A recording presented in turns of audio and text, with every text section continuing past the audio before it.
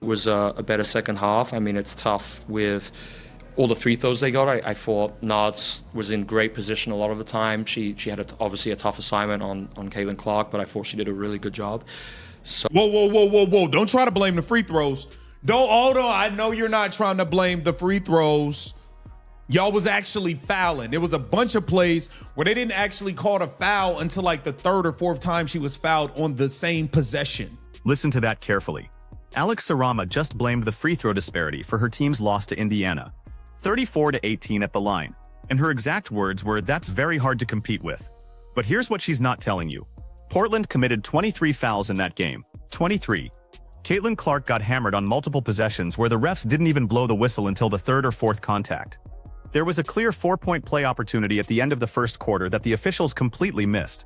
So when a coach starts pointing at the free throw line instead of her team's defensive discipline, that tells you everything about how that game actually went down. Questions? What you just said about needing to train your individual decision making to cut down some of those turnovers, is that just like a season-long thing that you guys kind of have to keep working on, or is it something that...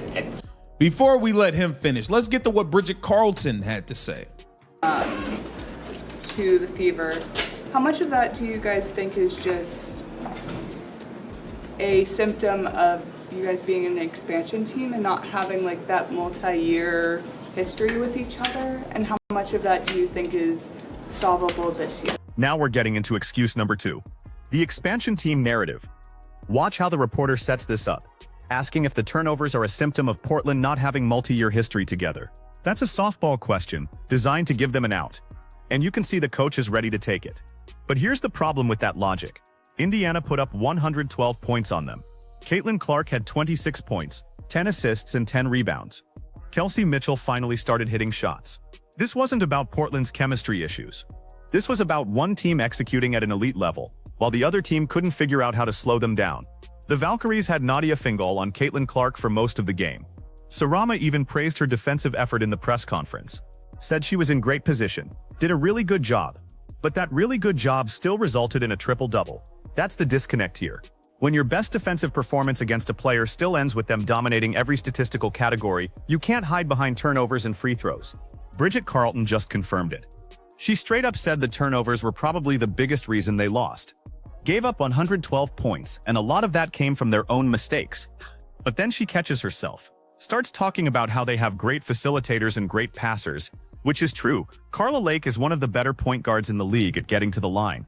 But that actually proves the point about the free throw complaint being hollow. Your own point guard hunts fouls constantly, but when Caitlin Clark gets to the line after getting bodied on 3 straight possessions, suddenly it's unfair?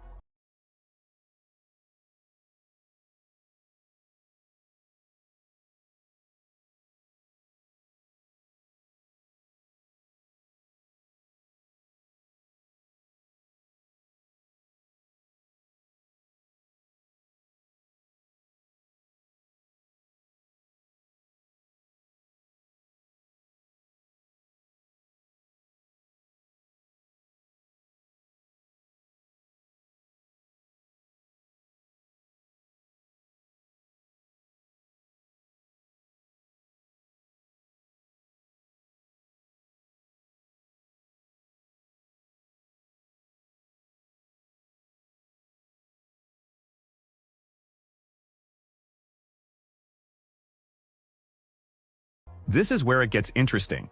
The reporter asks what Indiana did defensively that was different from their last matchup. And Carlton's answer is revealing. They played some zone, put a big on the point guard a few times, mixed up their coverages. But then she admits Portland still scored 98 points, still moved the ball well when they took care of it. So the defensive adjustments from Indiana weren't the problem. Portland's offense actually functioned fine. The issue was on the other end of the floor. Think about what that means. Indiana made defensive adjustments and still gave up 98 points. Portland couldn't make any adjustments that slowed down Caitlin Clark. That's not a free throw problem. That's not a turnover problem. That's a talent and execution problem. When one player controls the game so completely that the opposing coach has to resort to blaming officiating, you know you just witnessed something special. Now Sarama is trying to explain away the turnover issue. Says there wasn't one central theme to them, so the halftime adjustment was just be more careful individually. That's coaching speak for we don't actually know how to fix this. She even admits she hates giving generic feedback about turnovers when there's no root cause. But that's exactly what she's doing. Because the root cause is obvious. Indiana's defensive pressure, led by Caitlin Clark's ability to read passing lanes and push tempo, forced Portland into uncomfortable situations all night. Notice how she pivots to talking about practice design and film study. Those are the right long-term solutions. But in the moment, when you're down at halftime and bleeding possessions, watch more film doesn't help you. And it definitely doesn't explain how Caitlin Clark ended up with a triple-double while being guarded by someone who supposedly did a really good job. Here's the most telling part of the entire press conference. The reporter asks specifically about Megan Gustafson and another player struggling to get shots in the paint and from three. Sarama's response? The team shot 45% from three as a group, and the spacing was fine. Nothing special from Indiana's scheme. The opportunities just went to other players because of how Portland's offense flowed that night. That's an admission that Indiana didn't even need to do anything exceptional to limit Portland's best players. The Fever just executed their standard defensive principles, and it was enough. Meanwhile, Portland threw everything they had at Caitlin Clark: physical defense, different matchups, help rotations, and she still got whatever she wanted. 26 points on efficient shooting, 10 assists setting up teammates, 10 rebounds controlling possessions. That's not luck, that's dominance. Let's put this in perspective. Alex Sarama praised Nadia Fingal's defense on Caitlin Clark multiple times in this press conference. Said she was in great position, had a tough assignment, did a really good job, but Fingal only played 18 minutes because of foul trouble. And that foul trouble happened because Caitlin Clark forced her into impossible defensive positions. When you're chasing someone who can pull up from 39 feet like it's a layup, when you're trying to stay in front of someone who sees passing angles 3 seconds before they develop, you're going to foul. It's not bad defense. It's the reality of guarding an elite offensive player. Sarama even said it would have helped them defensively if Fingal could have played more minutes. But she couldn't, because Caitlin Clark made sure of that.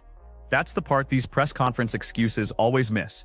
The free throws, the turnovers, the tough assignments, they're all symptoms of the same cause. One player imposing her will on the game so completely that the other team can't adjust fast enough. And here's what makes this performance even more impressive. Caitlin Clark took her foot off the gas in the second half. She easily could have put up 30-plus points, but she shifted into facilitator mode, got her teammates involved, controlled the pace. That's what separates good players from great ones. She didn't need to pad stats. She needed to win, and she did it with a triple-double that the opposing coach could only explain by pointing at the free throw line. The Valkyries are an expansion team, sure. They're still figuring out their identity, but that doesn't explain getting torched for 112 points by a team that wasn't even playing at full capacity. Aaliyah Boston missed layups all first half. If she converts even half of those, we're talking about a 30-point blowout instead of a comfortable win. Kelsey Mitchell was cold for stretches. The Fever had plenty of room for improvement in that game. So when you hear a coach talk about free throw disparities and turnovers and expansion team growing pains, understand what you're really hearing. You're hearing someone who just watched their defensive game plan get shredded by a player they couldn't slow down. You're hearing the frustration of knowing that even when your defender does everything right positionally, it still doesn't matter because the offensive player is just that much better. Caitlin Clark went into Portland and reminded everyone exactly why she's in the MVP conversation. Not with trash talk. Not with bulletin board material. Just with basketball. 26 points, 10 assists, 10 rebounds, and complete control of the game from start to finish. The 11th best guard in the league, according to some rankings. Getting a triple-double on the road against a team that was supposed to be physical enough to bother her. The excuses from Portland's press conference tell you everything you need to know about how that game went. When a coach has to blame officiating, turnovers, and roster construction instead of crediting the opponent's execution, that's an admission. They got beat, not by the refs, not by their own mistakes, by a player who's simply operating at a different level right now. So the question for the rest of the league is simple. If Portland's best defensive effort results in a triple-double, what's the actual game plan here? How do you slow down someone who can score from anywhere, pass to anyone, and control every possession? Because blaming free throws and turnovers isn't a strategy. It's just an excuse for not having an answer. What do you think? Was Portland's defensive approach flawed from the start? Or is Caitlin Clark just impossible to guard right now? Drop your take in the comments. And if you think any guard in this league could have defended that performance better than Nadia Fingal did, tell me who and explain how. Because I'm not seeing it. Hit subscribe if you want more breakdowns like this, where we cut through the press conference nonsense and talk about what actually happened on the court.